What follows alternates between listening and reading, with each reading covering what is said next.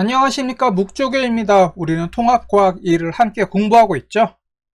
지난 시간에 이어서 이번 시간에도 생물 다양성에 대해 함께 살펴보도록 하겠습니다.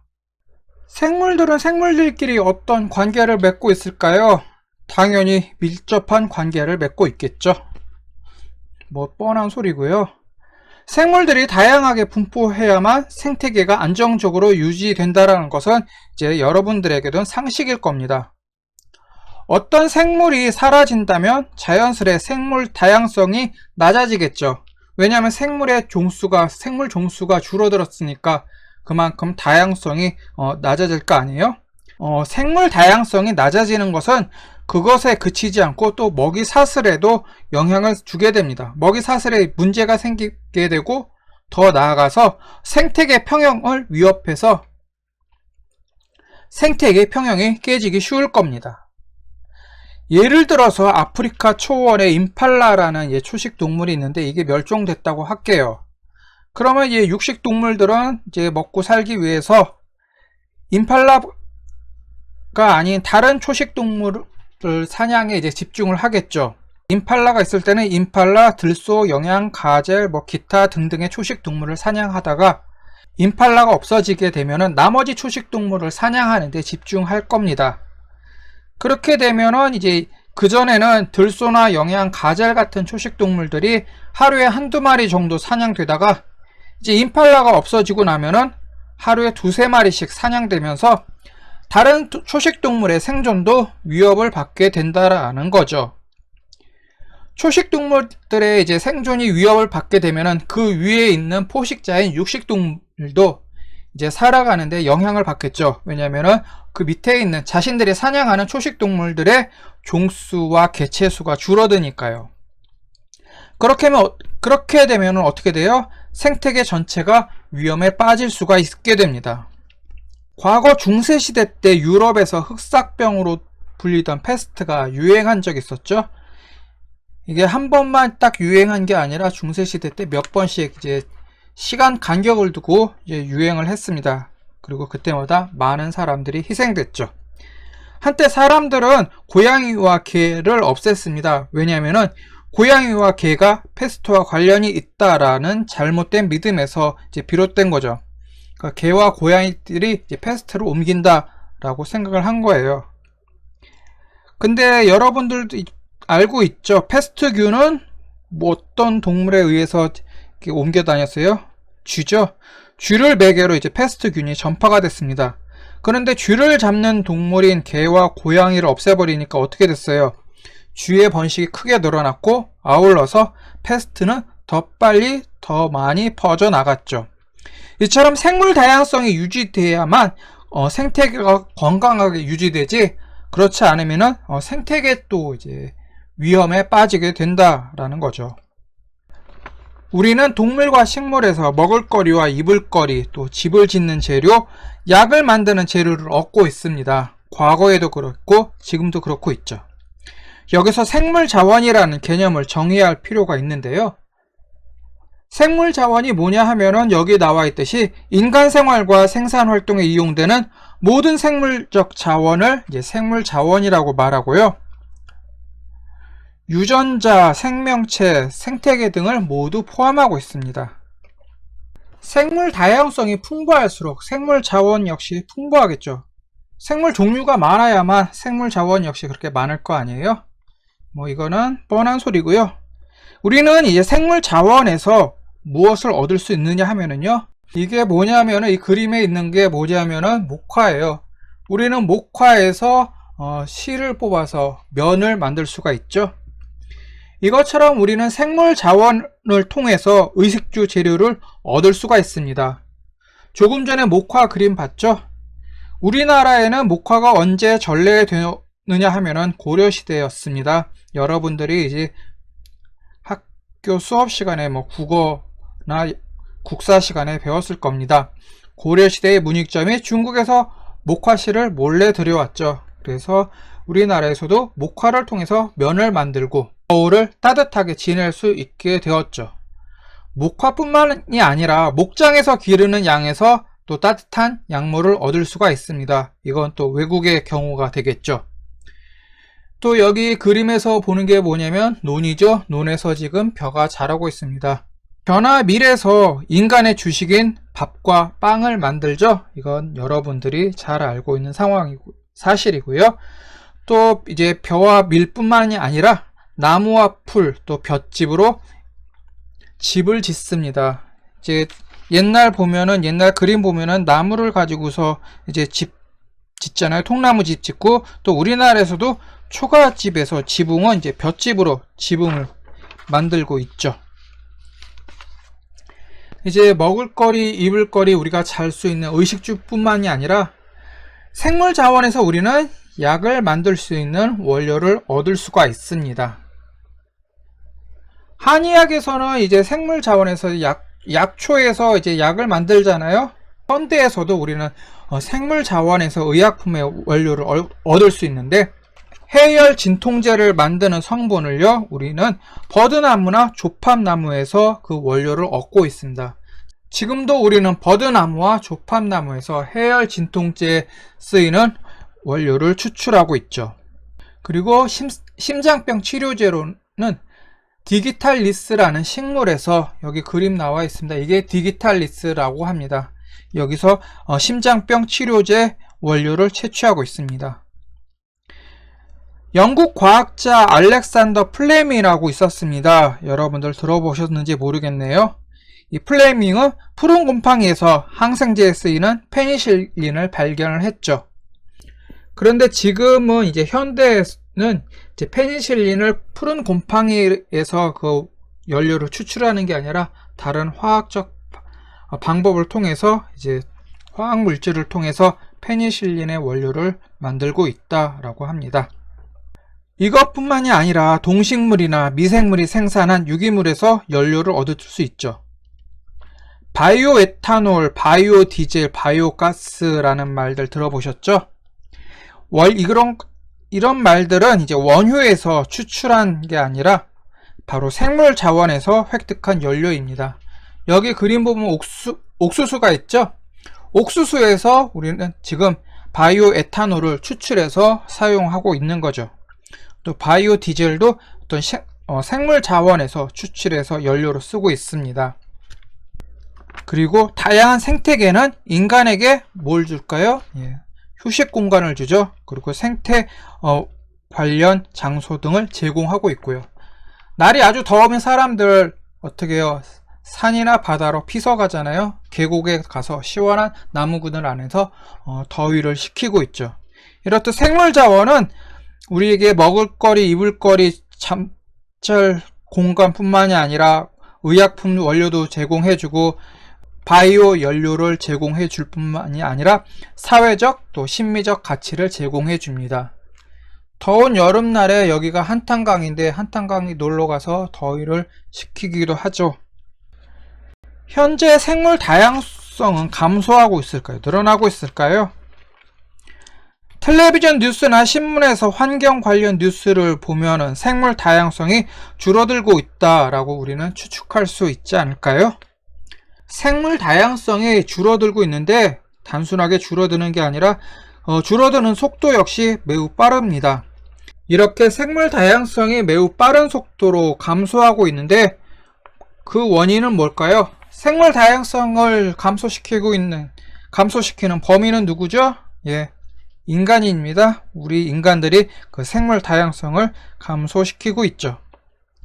인간의 활동으로 지구 온난화 현상이 이제 현실이 됐고, 한 30년 전까지만 해도 이 지구 온난화가 굉장히 경고였어요. 그래서 환경 운동하는 사람들이 이제 지구 온난화, 기후 변화를 굉장히 목소리 높여서 외쳤어도 이제 사람들은 위험하구나, 대비해야 됐다, 그냥 그 정도로만 생각하고 그 지구 온난화를 이제 미연에 방지하기 위한 노력은 하지 않았죠. 근데 어느 순간에 지구 온난화와 기후 변화가 이제 현실이 됐죠. 이에 따라서 생태계 역시 파괴되고 있습니다.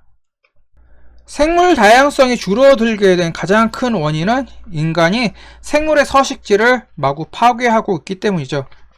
그러니까 생물들이 살고 있는 그 공간을 다 없애고 있으니까, 우리나라 같은 경우는 아파트 짓는다고 싹 밀어버리고 있으니까 생물 살 공간이 없어지잖아요. 그러면 자연스럽게 생물 다양성이 줄어들고 있겠죠.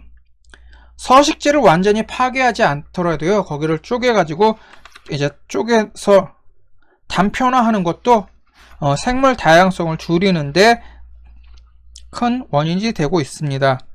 아파트 짓겠다고 이제 우리나라 같은 경우인데 숲에 있는 나무 베어내고 이제 외국 같은 경우는 대규모 농장을 건설하거나 아니면 또 우리나라는 또 아파트뿐만 아니라 골프장도 많이 짓고 있죠. 골프장 짓는다고 산림을 다 벌채하고 습지를 매립하고 그렇게 하고 있는데 이러한 서식지 파괴는 생물이 살 수 있는 면적을 줄이고 있죠.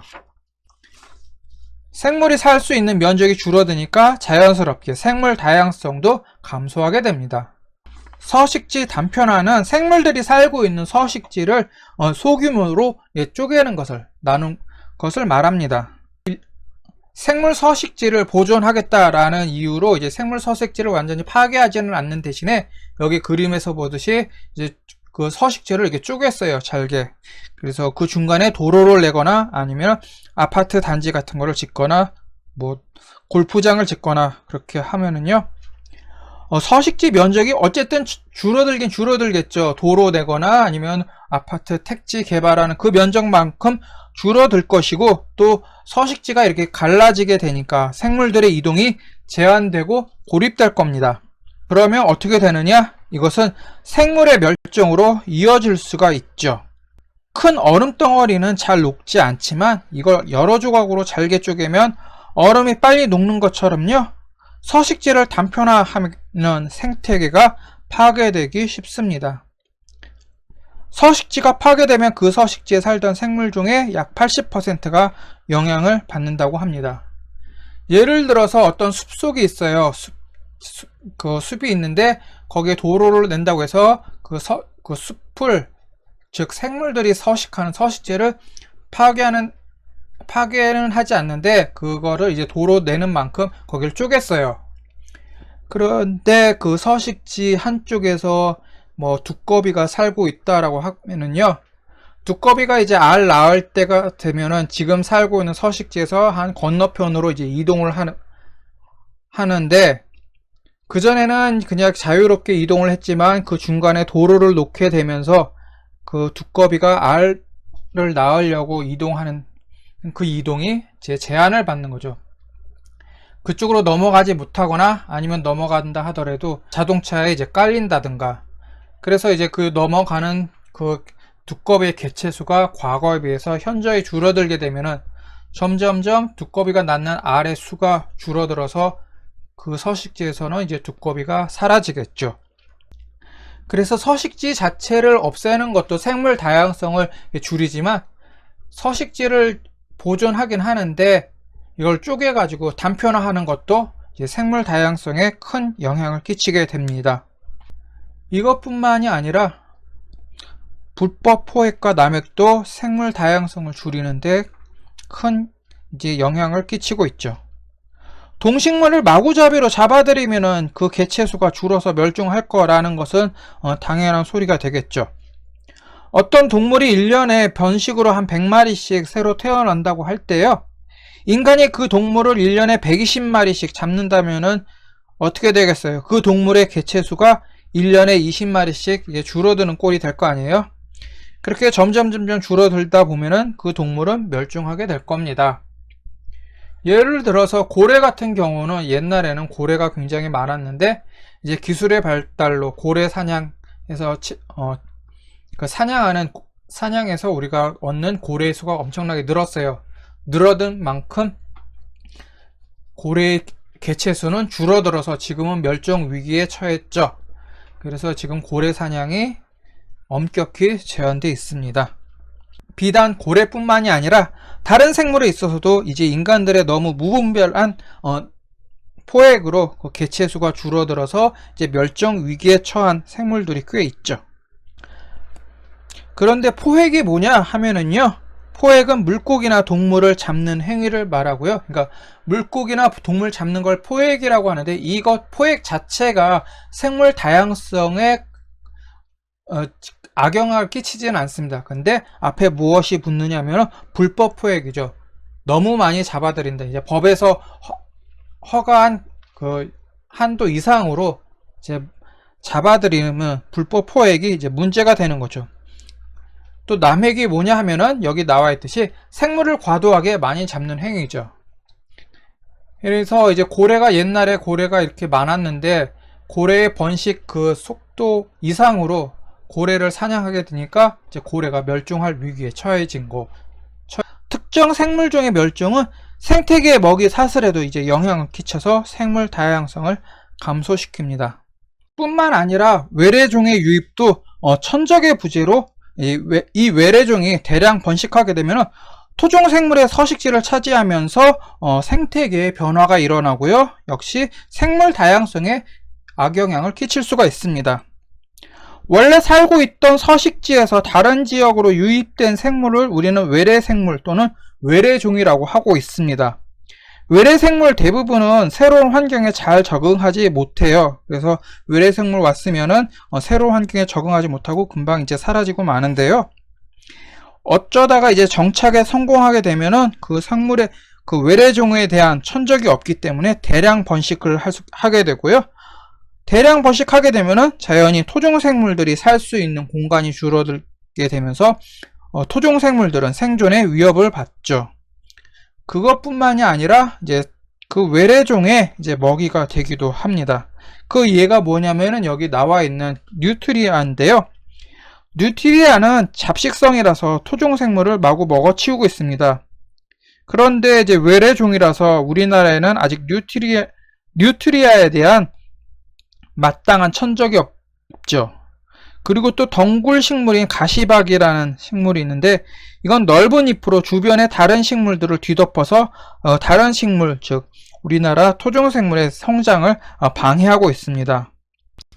북아메리카에서 식용으로 들여온 블루길 같은 물고기는요, 이건 그림에 나와 있는 게 블루길이라는 물고기입니다.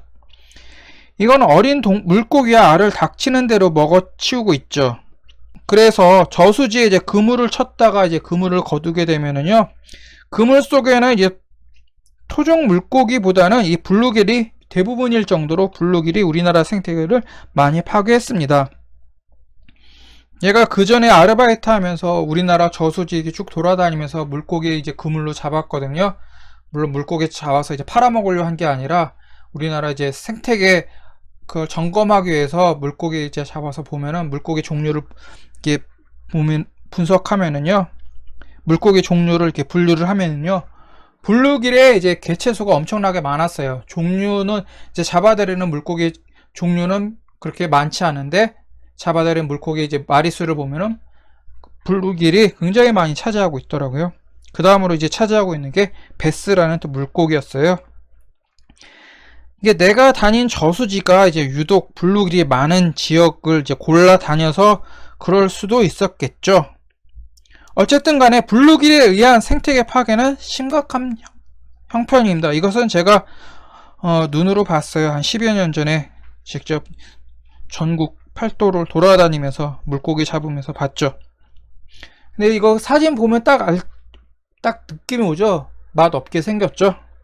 맛없게 생겼고 또 먹을 것도 없게 생겼어요. 이거 통통하지도 않고 납작해요. 이거 보면은 물고기 통통한 게 아니라 뒤집으면 이거 그냥 사진에 보이는 이게 다예요. 블루길 뭐 옆으로 뭐 퍼짐하게 퍼진 것도 없고요. 블루길을 안 먹고 그냥 야생에 이제 방류하니까 블루길들이 우리나라 물고기 잡아먹으면서 우리나라 생태계를 파괴하고 있죠. 근데 딱 한눈에 봐도 이제 먹을 거 없게 생겼는데 이것을 식용으로 옛날에 들여왔다고 하는데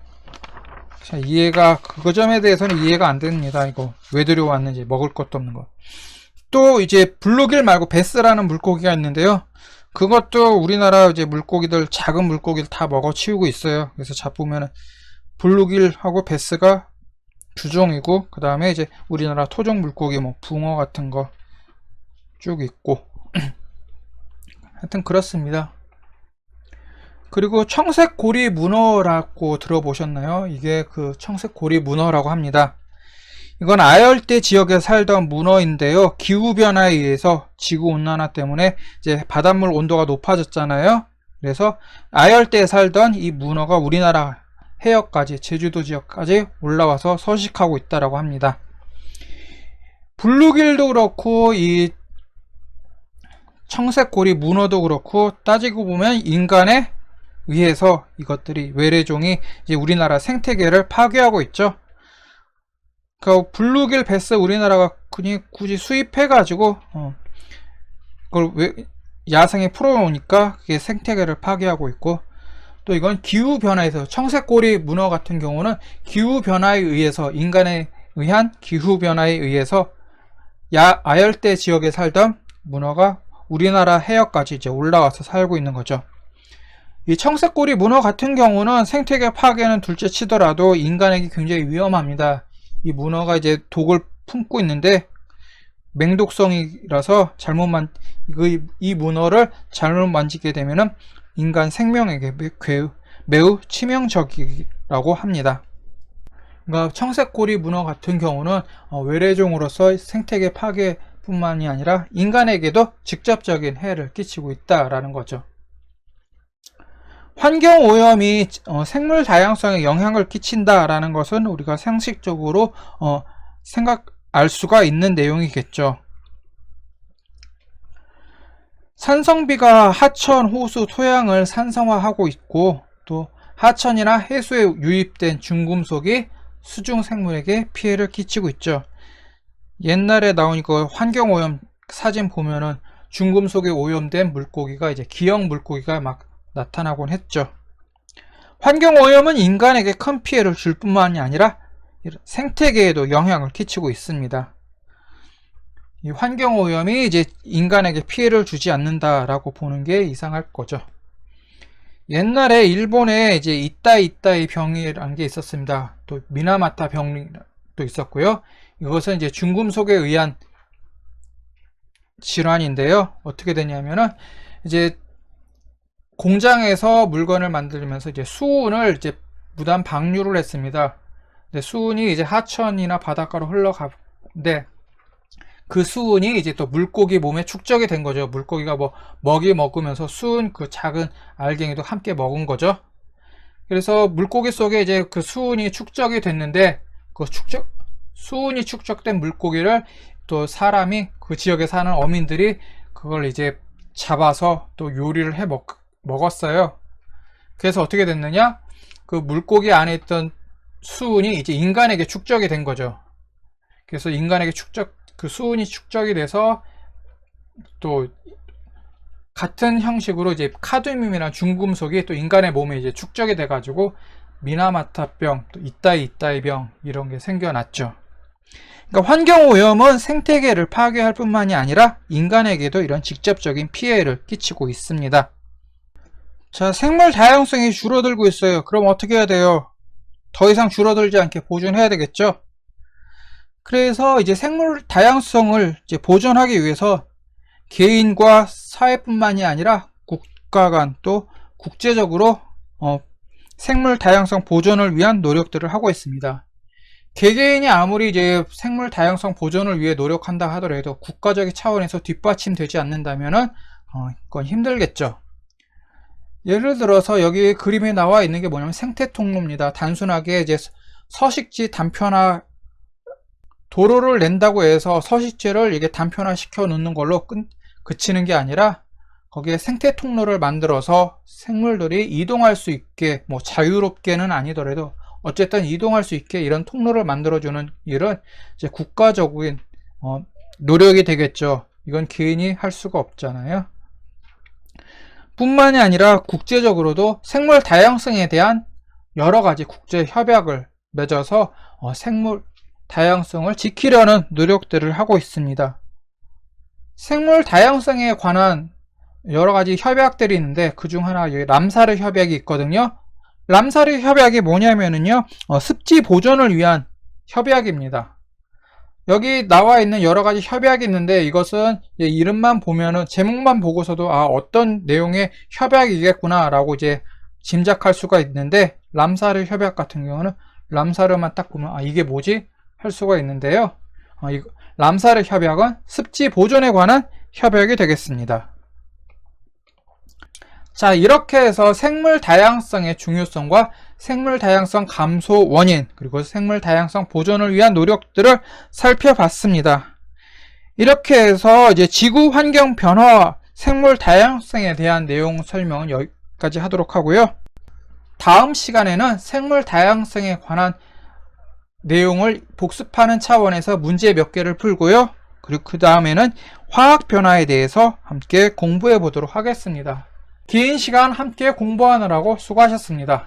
네, 다음 시간에는 간단한 문제풀이를 하도록 하겠습니다. 네, 수고하셨습니다. 다음 시간에 뵙도록 하겠습니다. 감사합니다.